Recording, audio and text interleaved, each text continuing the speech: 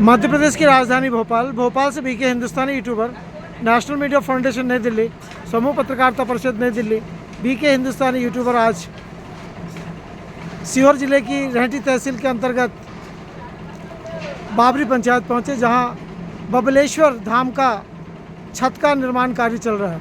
उसी बीच हमारी मुलाकात पंडित जी से हुई।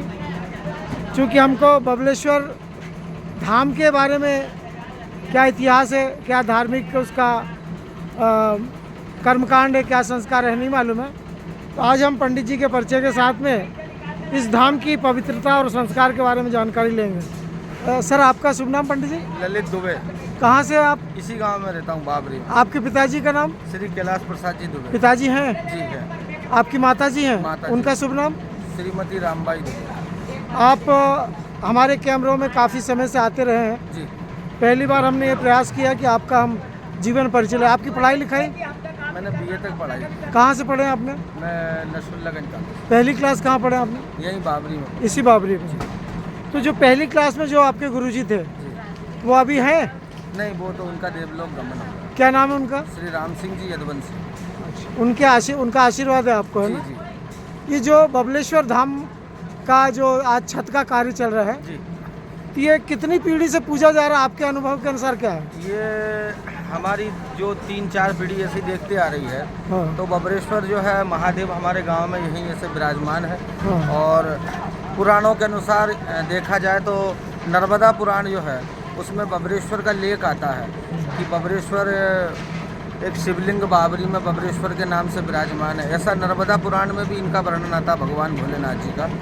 और यहाँ काफ़ी दूर से श्रद्धालु भक्त लोग भगवान के दर्शन करने के लिए, भगवान की पूजा करने के लिए आते हैं। हमको ऐसा पता लगा कि दिग्विजय सिंह जी भी इस बबलेश्वर धाम के दर्शन करने आ चुके हैं परिक्रमा के दरमियान। जी जी। और नमामि देवी नर्मदे यात्रा के दरमियान भी जो यात्री लोग उस नमामि देवी सेवा यात्रा में थे, जी। उन्होंने भी इस स्थान का आशीर्वाद प्राप्त किया है। जी जी जी। ऐसा लोग बता रहे हैं, गांव के लोग। जी और ये बबलेश्वर धाम जो उत्तर तट पे बसा हुआ है, जी।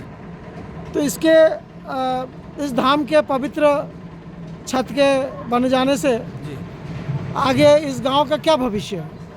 भविष्य अच्छा ही होगा भगवान की कृपा से। भगवान का मंदिर हमारे सभी ग्रामवासी के सहयोग, सभी के द्वारा और माँ नर्मदा की असीम कृपा से जो हमारे यहाँ द्वारा ये प्रयास किया जा रहा है मंदिर बनने का, छत परिपूर्ण होने जा रहा है भगवान बबरेश्वर महादेव की कृपा से।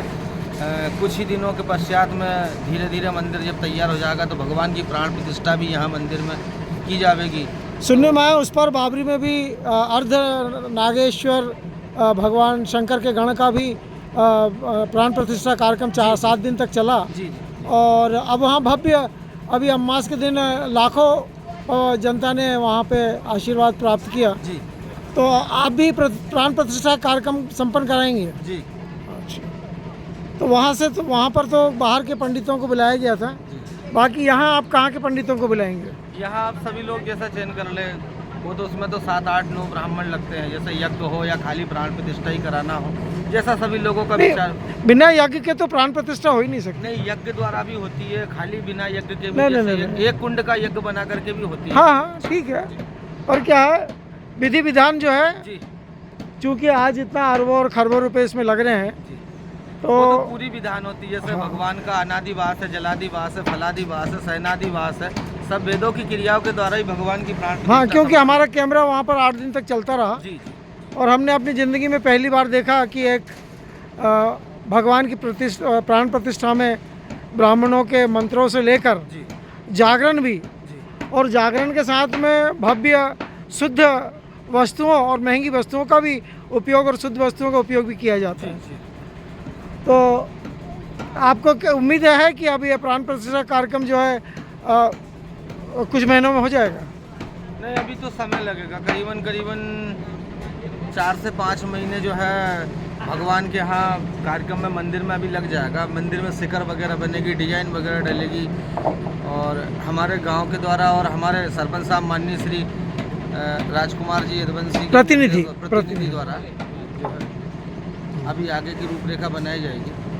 मैं वरिष्ठ पत्रकार बीके हिंदुस्तानी, मां नर्मदा के उत्तर तट स्नान घाट से आपको यह विशेष जानकारी बबलेश्वर धाम के बारे में दे रहा हूँ।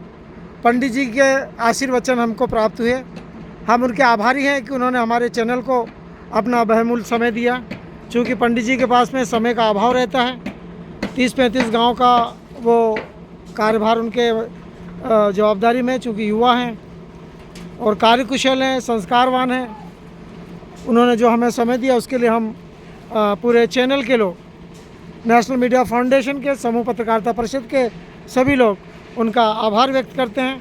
और सरपंच महोदया श्रीमती सुशीला है ना, सुरेखा यदुवंशी जी का भी हम आभार व्यक्त करते हैं कि उनके मार्गदर्शन में आज यह पवित्र स्थान का छत का कार्य चल रहा है। हम उनके जो पति हैं, प्रतिनिधि हैं सरपंच, उनका भी हम आभार व्यक्त करते हैं कि उन्होंने हमें समय दिया और हमारी पूरी टीम को आज दाल बाफले से सुशोभित किया।